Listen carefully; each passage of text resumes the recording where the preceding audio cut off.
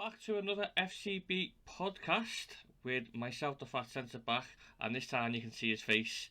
It's Luke Pearson. If you've watched the last podcast, which is over on the YouTube channel, so the link will be in the description below, you would have heard a few comments that Luke said previously about Everton, actually finishing finishing 7th.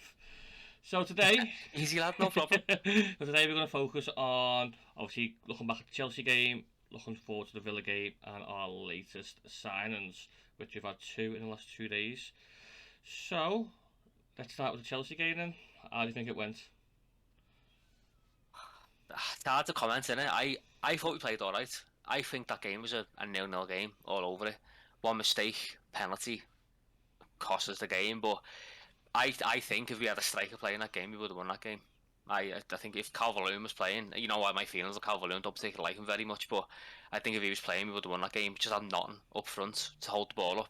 I think the one mistake they got wrong was putting Gordon up front, not a finisher. Can't hold the ball up, so I would have started Dele Alli myself, but I'm not a manager. But I think we could have won that game if we had a striker on. I think the defence looked 10 times better than what it did last season. Tarkowski's quality.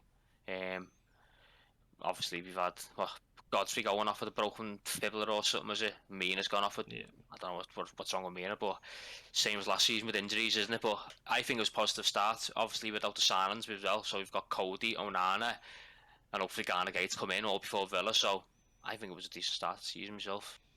Don't know about you. Yeah, I thought it was surprising because I thought, oh, where we go. We got no tackling force. Dele Alli was on the bench, which I think most people were surprised when we seen it, because then we were guessing and we were thinking, will it be Gray, will it be Gordon through the middle? And yeah, overall, I think we put in a very, very good performance. We always say, don't we, if we try and we get beat, fair enough. That's it. Minimum expect, isn't it, if they put a tackle in, run round, and I've got no complaints. I thought I was happy with it. I know we got beaten that, but if we play like that for this season, we won't be anywhere near the bottom. That's what I think anyway. Yeah, I think I think Chelsea had 16 corners, I think it was at one point. They had put 1 point in the first half where I think they must have had like 6-7 corners in a row, and I think Holgate literally had about 5 of them rolling away, because I was going to the lad next to me at the match. He's won some medals here, Holgate, and he went, oh, don't say that lad, you'll jinx it. And next minute he goes in into one way again. It's like, easy, I told you. Yeah, so it was surprising to see how good we actually did look defensively on set pieces, because we know we've been... yeah, definitely. Tarkowski makes a big difference. I thought he was quality, leader, strong in the tackle. Just a good player. I think that's what we've been needing, especially at centre back. You need to be aggressive into your challenges, and you need to be an organiser. If you can organise what's in front of you, you can win games. You know, he was like really impressed me. You know, like we hated him for a while. Iwobi. Mate, since he's went to centre mid, he's been one of our best players. He has. It's mad the change around in him, because when he first signed, like his biggest issue was he just didn't look arsed. He was, you know, I don't think he's a good winger because he's got no end product, but he just weren't trying either. But then since Lampard come in, he's sort of given him a new lease of life, and I've never seen anyone run as much as he does. He's like Dutton for our team, and he just doesn't stop running. That's just running 90 minutes. It is. His passing improved. I think he had a really good. Yeah, he gets in the ball, puts in a good little balls. Now, I mean, don't get me wrong.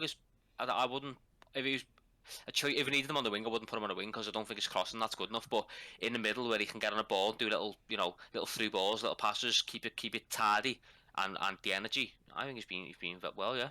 Do you reckon he could have been an option down the middle instead of Gordon? Put someone else in the middle and put him up front, just with energy, just to hassle him down a bit more? If I was going to not play Dele Alli, I'd put Damari Gray in the middle, to be honest, because I think he's got the pace to get him behind. That's what I thought he was trying to do. When I seen the team, I thought it would have been Gray through the middle. So I was thinking, maybe because they've got Azpilicueta and Thiago Silva, they're going to try and put the ball over the top and let Damari Gray run through. And I think he's a good finisher as well, Gray. But they put Gordon there, and I mean, don't get me wrong, they did try and switch it around during the games, like swap it around, but it was mostly Gordon up for me. He's not a striker. Yeah. At one point as well, I know he wasn't a striker, it was hard to criticise him, but there's one point when I think Gray whipped the ball in, and he's in between Silva and Azpilicueta with a free header, and he just backs out the header, he ducks.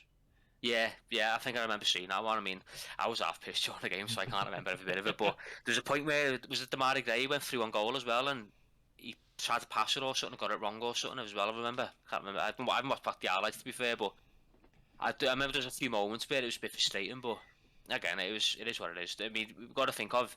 I've seen those people saying, "Oh, we're going to go down again," but we've just hold our own against team. It's just finished third. Without our striker, with 2 centre backs going off injured, I'm happy with it. And that's with no Onana Coady starting. Onana's just come in.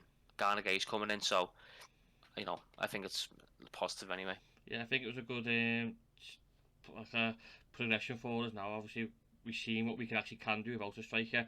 I wonder if he would have won with Rondon, bit more physical, but It's a bit physical, but it's rubbish at the end of the day, isn't he? yeah, Do you know what I mean? I think he would have I don't took the know. Gordon chance. That if that's Rondon on the back of it, I think that just at least It's a different threat, isn't it?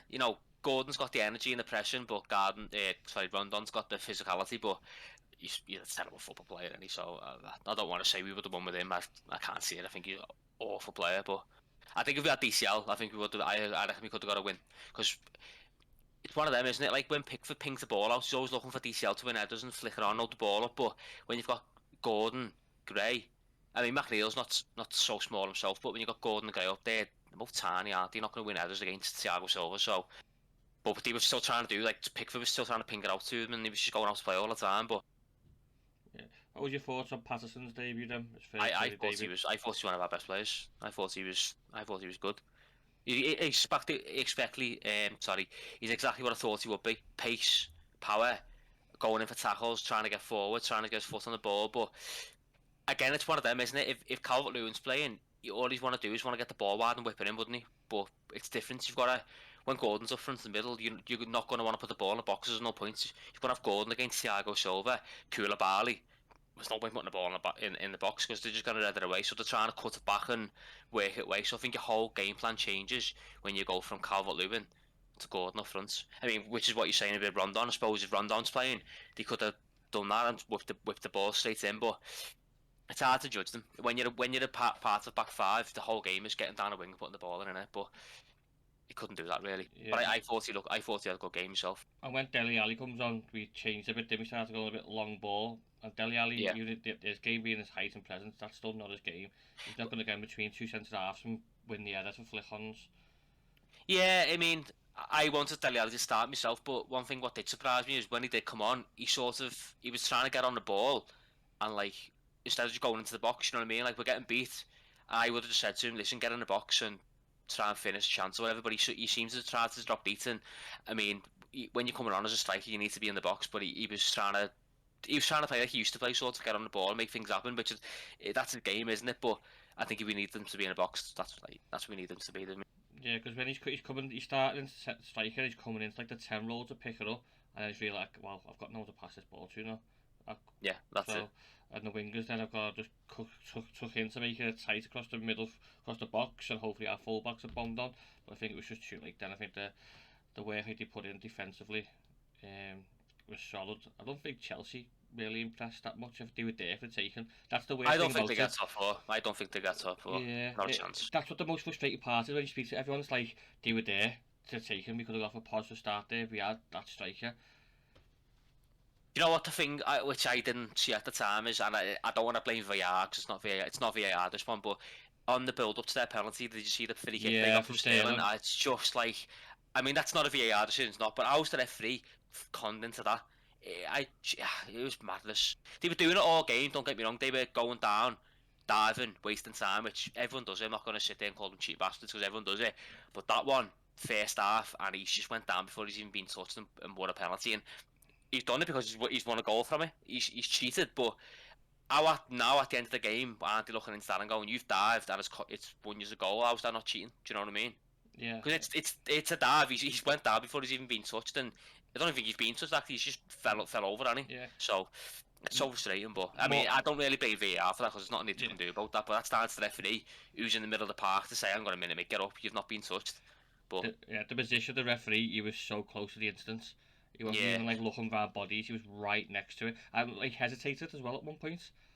Did you see the one in the second half as well where Chilwell's done it with Patterson? Patterson's went over to win the ball, and just throws himself on the floor. Chilwell just throws himself on the floor, and the linesman standing like 2 yards away, and Patterson turned around and went, like, "Are you messing?" And he's like, "No, it's a foul." Like, come on, mate. Yeah, it's not a foul, obviously. Is it? They changed the rules, haven't they, to let a bit more physicality go. bit more. Yeah, and I thought the first game of the season, the Arsenal one, Yeah, I was thinking, how they're letting stuff go here. You know what I mean? Then it comes to us again, it's just like, yeah. And it showed in obviously the United game because that was definitely a foul on. penalty on Yeah, Martinez. Oh, Martin. mate. He just Yeah, went over and pushed him in the back.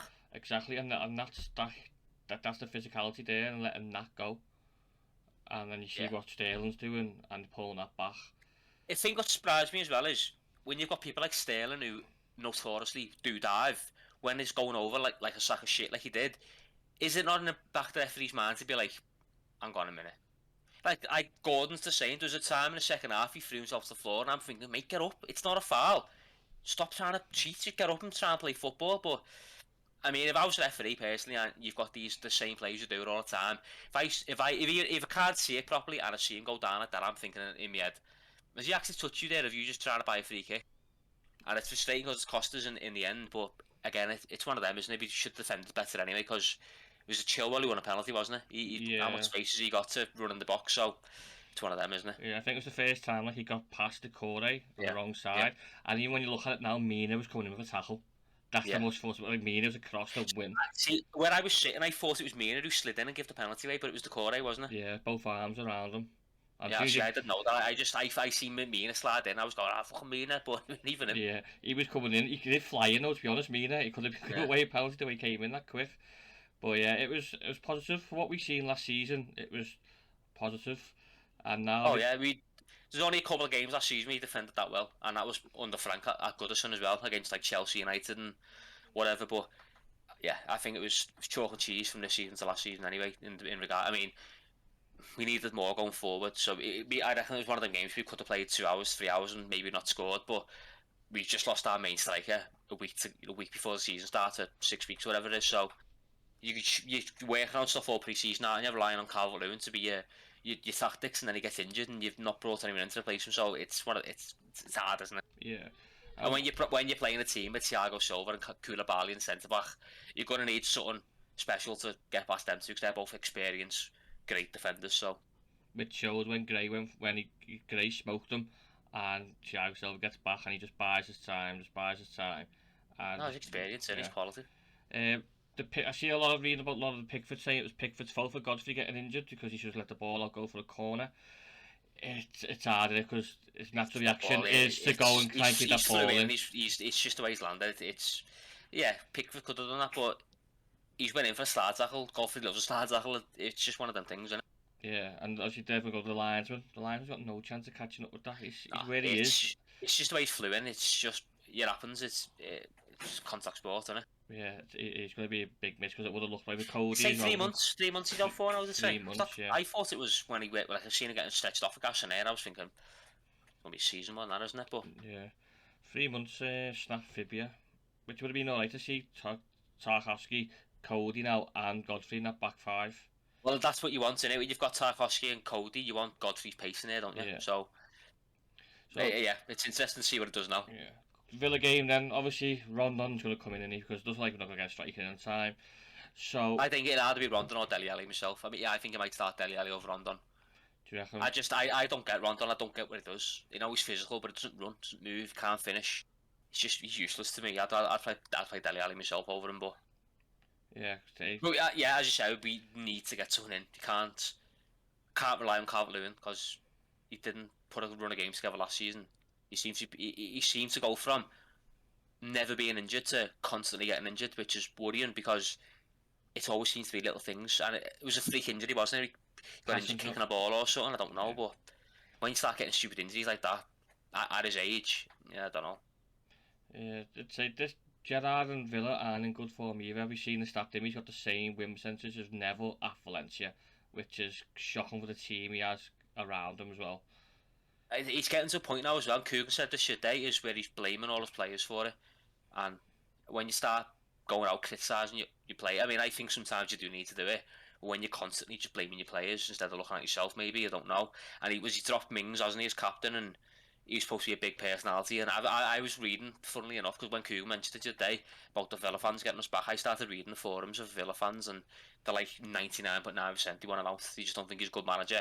You think he's just blaming everyone else but other than himself, which I don't know. I thought he'd be good there after his. I thought he'd done well at Rangers, and I thought he'd put a good key, Coutinho and Diego Carlos put some good players together. But they should be doing better than what they are.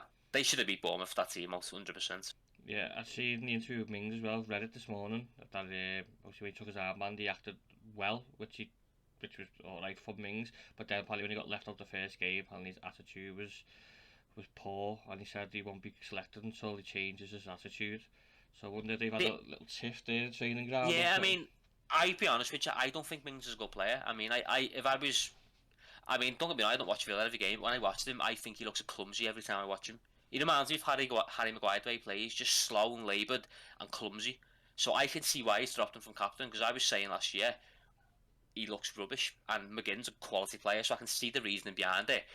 And maybe his attitude does stink, and he does need to be called out for it, doesn't he? But it seems not just be Mings he's calling out; he seems to be calling out a number of players, which again could be true. But I think you need to go about it maybe another way these days, because players aren't the same as he was when Gerrard playing.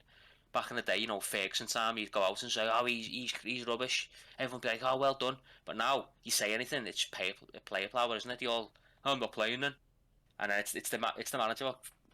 He gets in trouble at the end of the day, doesn't he? I'm surprised like Gerrard let that like stuff like that leak and come out and said. I thought he might have just kept it inside the dressing room and stays in the dressing room, but to probably come out and say it is a bit concerning. Is he slowly losing the dressing room now?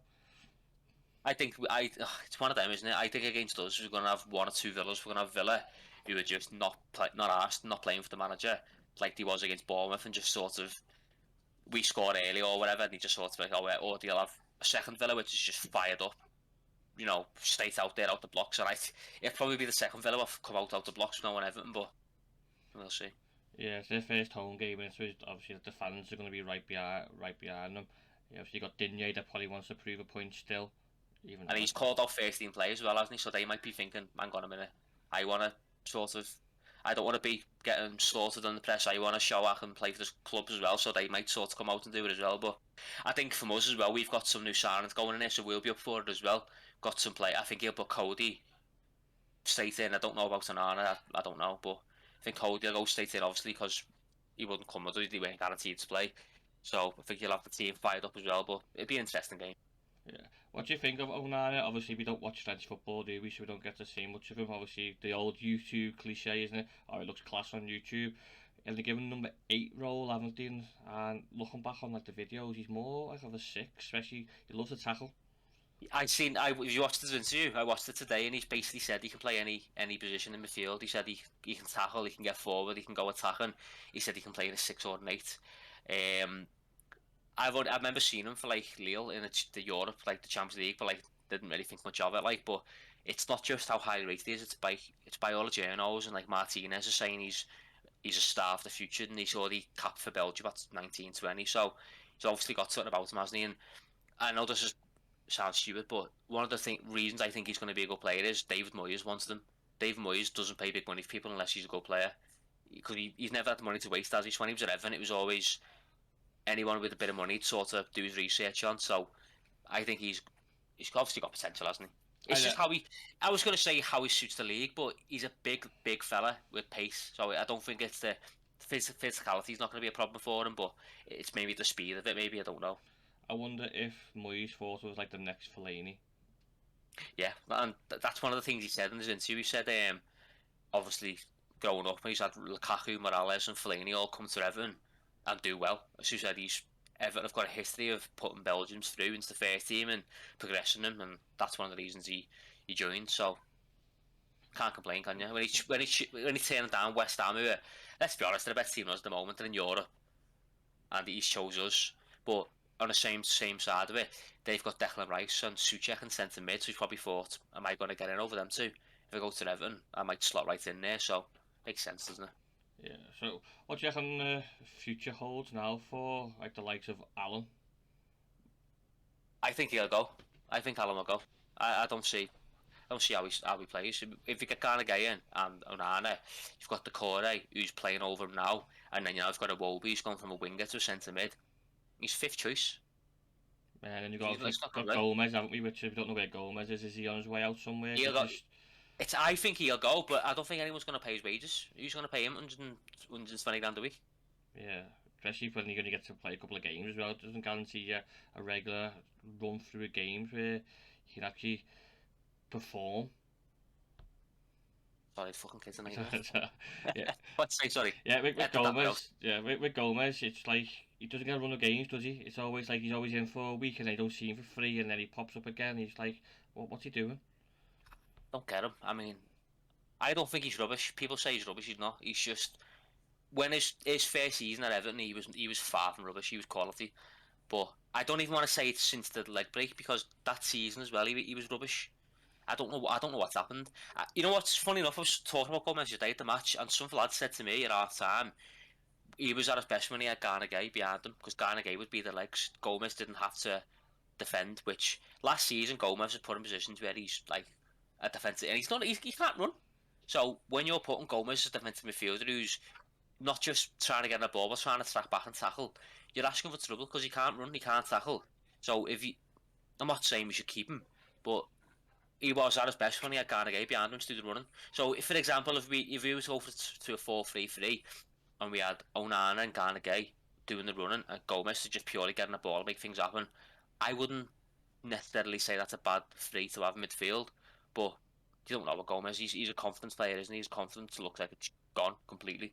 But if you can't sell him, if no one, for example, comes in and goes, we're not buying him off you, we've got to play him, I wouldn't be adverse to giving him a game in a three with Garner and Onana or Garner and Coady, so he doesn't have to do any defensive work. If he's just got to get in the ball and make things happen, I think it can work.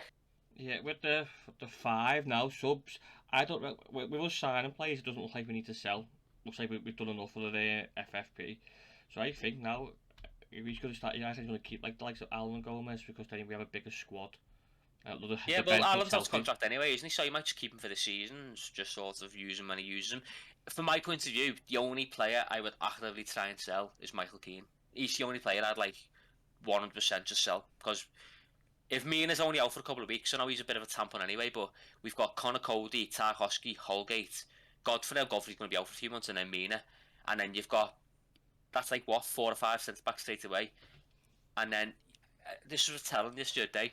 They went Godfrey went off injured. He brought on Holgate, didn't he? I get why he did because he's sort of like for like, and he's got a bit of pace. Yeah. But then he brought on Vinagre and put Mikhailenko in a back five in the middle.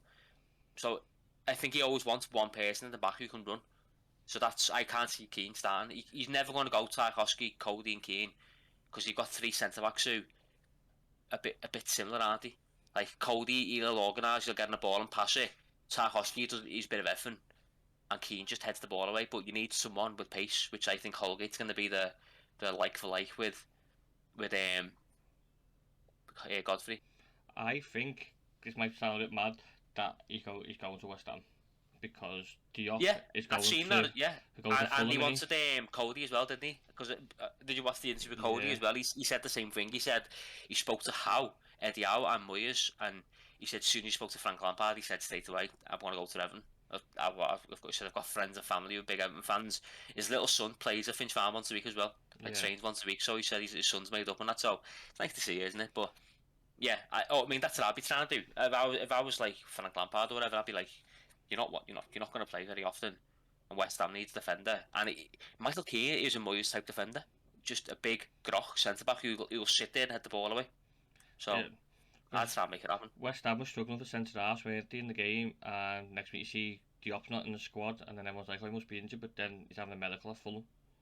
Yeah, they played that Ben Johnson. Yeah, he's a right. I thought he was a right back. He's a full back, isn't he? Yeah. So, I mean, it could be same as Cody. They might say to him, "We'll give him for a season on loan, and then see how it goes at the end of the season." I'd do it. Get him off the wage bill for a year. If he does well there, sell him for a couple of mil. Do you know what I mean? But he's the one person I would actively try. I mean. You say that like John, what do you say? What's his name? Gabaman. I'd try and sell him because he's never going to play. He's never even going to come off the bench. He's just going to be 80 grand a week sitting there doing nothing. So I'd try and get rid of him, loan, free, giveaway, get rid of him. I'd try and sell Tom Davis because he's pointless as well. He's probably a nice lad to have around, isn't he? But I don't get him paid 30 grand a week to be a nice lad. Why? I could go to Everton and be a nice lad and get paid 30 grand a week. Yeah. Make them all laugh. Do you know what I mean? we do need to start getting people off the wage bill, like Sigurdsson. I know no one's mentioned him. Like, what's the situation with Sigurdsson? Is he? He's gone. He's out of contract. He's out because he gone now. Is he off the Yeah, wage bill? yeah, yeah. He went with Tucson in Delphin in the summer. He's gone. Yeah. So he's gone. So we've saved a lot of money there. Okay. Yeah, yeah. A couple of $100, didn't it? Yeah. So now we should have a bit of a leeway of like letting the others go, like Tom Davis. Like, yeah, he started well, did he? But like, he was never his first season when he like under Koeman and he'd come in and he had these games and then he scored that goal against City. I was thinking, wow, what a play we've got, and he just went. He's definitely a championship player. If he's lucky. I still don't know what he does. Like what his position. You know, every midfielder, like you say, like Garner Gay's a holding midfielder. Andre Gomez is a playmaker. What does Tom Davis do? He can't tackle, he can't pass, he can't shoot, can't run. He can't do anything. He's just there, isn't he? Yeah, does a little trick every now and then on a skateboard. Yeah, he tries hard. He does want to get in the ball, but gets in the ball and can't pass. So what's the point? So the signings then, obviously it's been busy, I think, for the last couple of days. Onana Coady, big fan of Onana Coady for what Frank's done there, bringing them in what we need, because it looks like at the moment he's signing captains, which we lacked very, very much. I know Seamus has been a great service to the club, but he's never a captain, is he? No, he's never a captain. No. He's not vocal enough on the pitch. He'll shout at players and whatever, but he's too like emotional for Everton because he loves Everton. You can tell he loves Everton, no doubt about that. But he's not a leader. Like I always, go back to Jack Gilker. I don't think he was as well. I think the last two leaders we've had is Phil Neville, and that's shocking. Do you know what I mean? It is though, isn't it? He was a man, he weren't the best player, but he was a good captain. He was why he played, because he was a good captain. Yeah, I hated Phil Neville. Like. So I think Tarkowski's sort of the captain now, and then Onana Coady's come in. Them two at the back, mate. And two proper captains, aren't they? Yeah, proper leaders that actually will leave everything on the pitch as well, which we seriously need. Regarding the centre-back thing, you could even play Coleman in the free, couldn't you, as well? Because he still has a bit of legs in him, pace-wise. I'll be interesting to see what he does. I don't know. I thought with Onana and Garner Gay coming in, that was a sign he'd go a middle three. Because if it's 5-3-2 and you sign them two, they're both going to play, they've got to. So, is he not going to play Iwobi and Coady anymore? Do you know what I mean? So I thought... See, what he could do, he could play a back five, but in that back five could be a Garner or Onana who sits just in front of the back five, do you know what I mean? So not typically in the back five, but they're never going to go far enough forward to be a midfielder. I don't know. Depends what I don't know what he's going to do. Yeah, he's got. With signing Onana Coady, I'm thinking he's not going to go 4-4-2 or 4-3-3, but maybe he might go 4-3-3, but with a very, very deep midfielder. Yeah, the Coady's best days for Everton was when he was attacking. So with Onana and Gay there, that frees him up then as well to go forward and get in the box and gallop at those legs, and he might put Iwobi back on the wing. I don't know if I'm going to play Garner Gay and Onana, I wouldn't want to see Decore with them. I think the three, not the same type players because they're not, but I don't think Decore is good enough going forward to warrant being the midfield, one out of midfield who's relying on getting forward. Do you know what I mean? Like, I think Iwobi can pick a pass. If Iwobi gets the ball, he'll find good little passes. Whereas Decore, he's just athletic. He runs around and he gets forward and gets in the box, but he shoots and pass. So I don't know.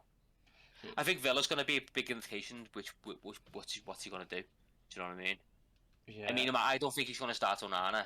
I don't think Garner Gay will be done by then, so it might sort of be more of the same. Coady coming in for Godfrey, for example, and Holgate for Mina, and then it'll be Rondon or Dele Alli for the Ray, maybe, I don't know, but I think once the window's closed, we've got the full transfers done, because I still think we're going to sign a striker. I don't think there's any way we can not sign another striker. So it'd be interesting to see, won't it? We have to sign a striker, because when he got injured, I was surprised we had Ellis Sims go again. Especially with having no one there, thought he's a better option than Rondon.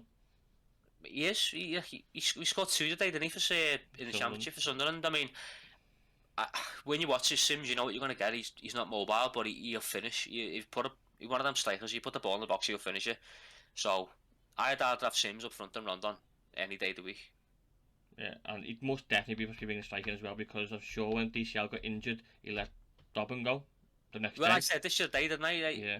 When DCL got injured, I was thinking he won't get Dobbin out now. I mean, unless you've got someone lined up, that's just suicide, isn't it?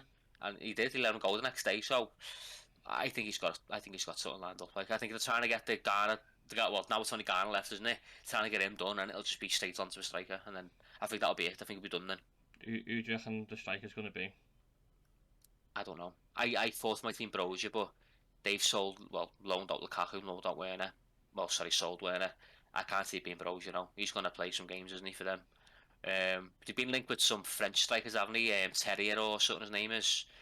I don't know. I think it'll be a gamble from abroad. I don't think it'll be like a Premiership player. I think it'll be, like a 10-15 million pound striker from France or Germany or something. With Brozier as well, when he come on against us, he went left wing, didn't he? Yeah. So maybe. But I think he's probably been told by Tuchel, hasn't he? He'll probably play some minutes this season.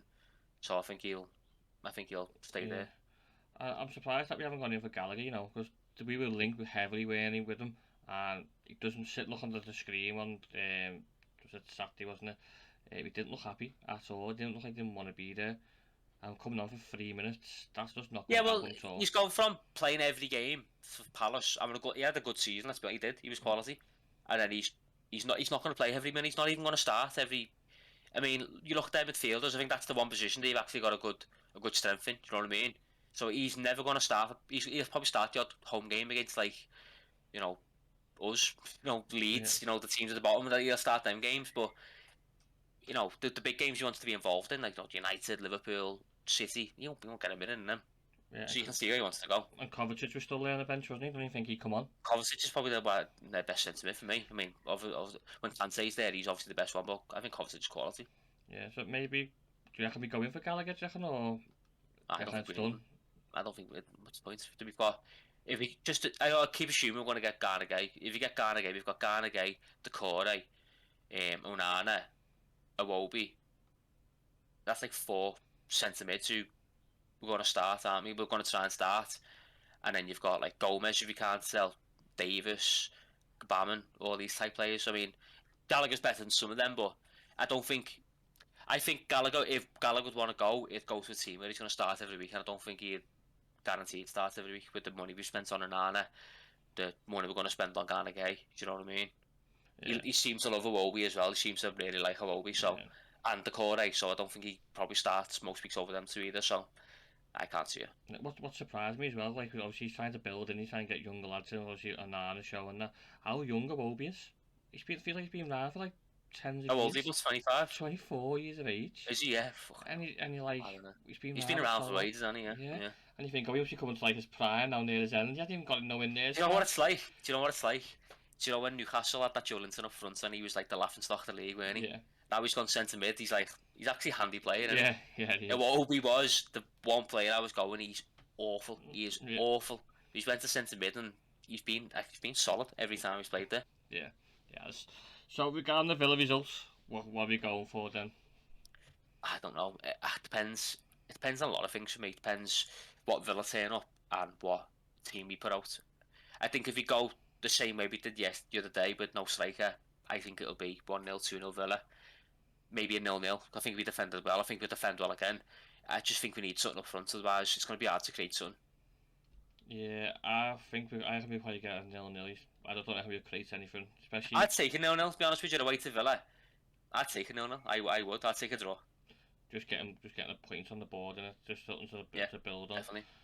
But, don't want to go into the season with 2 losses, do you? You know what I mean? Especially when Villa's Chelsea was beatable. If you look at it and you go, it's Chelsea, but then you see the game, you're like, right, we could have won that game, and then Villa away. These are the games that we have to be winning. You know what I mean? That's one of them. On the same hand, though, at home last season under Lampard, we were good. Last season away in general, we were shocking. Yeah, so like 2-way wins. So just saying try and get a draw.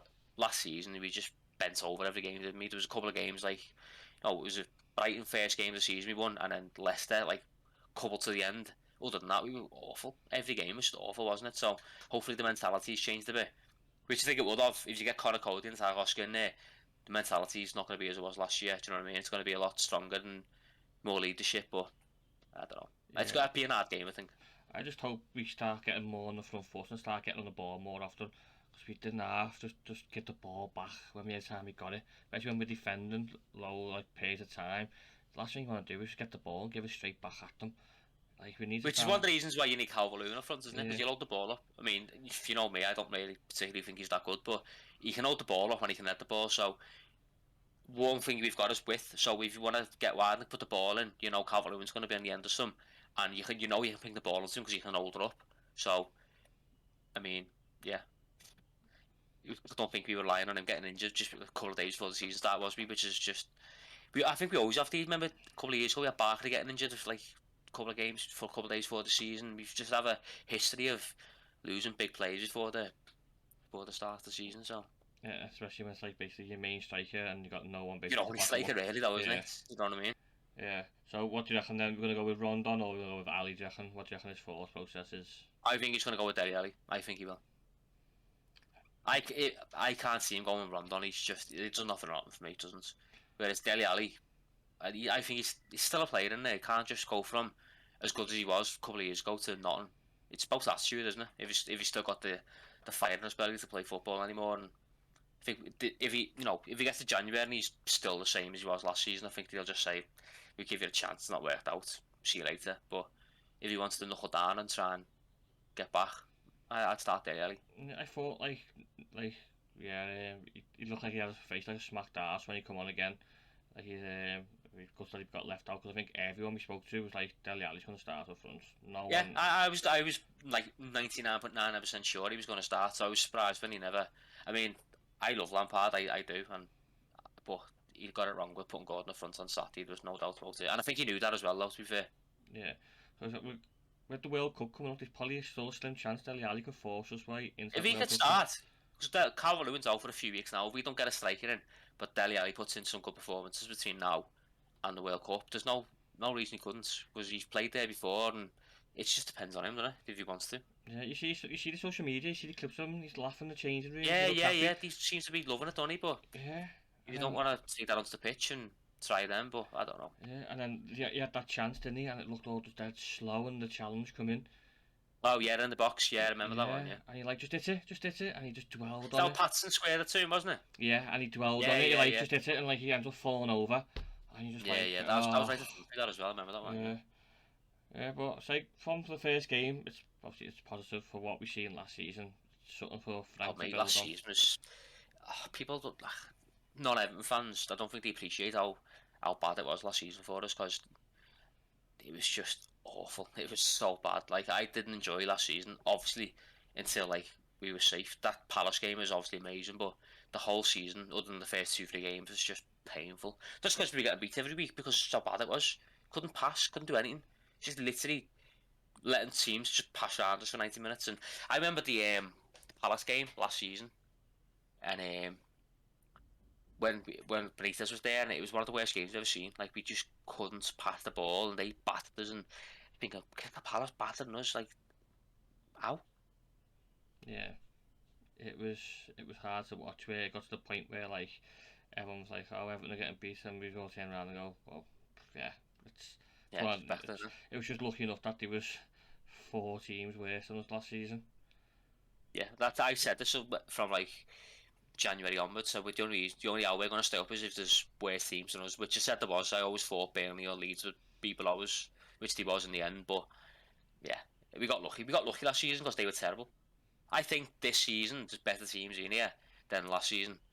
I mean, I know Bournemouth won, but I still think they'll be rock bottom. I don't see how they stay up. But Fulham, I think Fulham would. I mean, I put them to go down, but are they going to go down?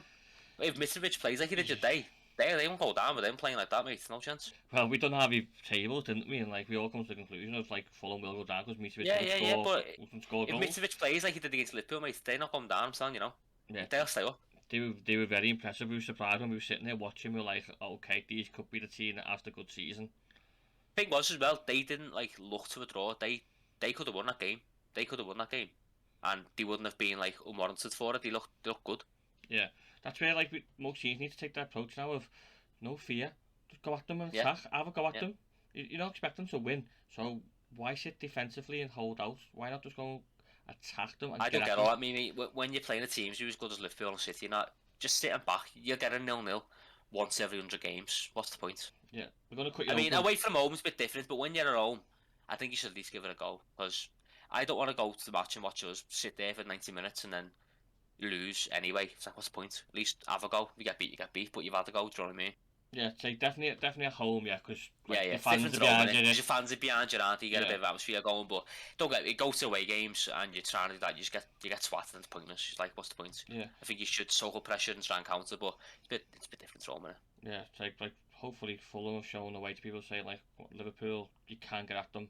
Van Dijk look vulnerable. Attack strength, he's fucking shite, lad, can't defend. That's what we've been saying for ages. He's so good going forward, but he's a liability at the back, and people He's like saying. Beckham. He's like Beckham playing right back. You can get the ball and pass it, but he can't defend. Yeah. And people tell me he can defend. No, he can't. No, he can't. And the people claiming for a free kick that he got fouled. He's coming in with power, back post. Doesn't even hardly touch him. It's a great clean header.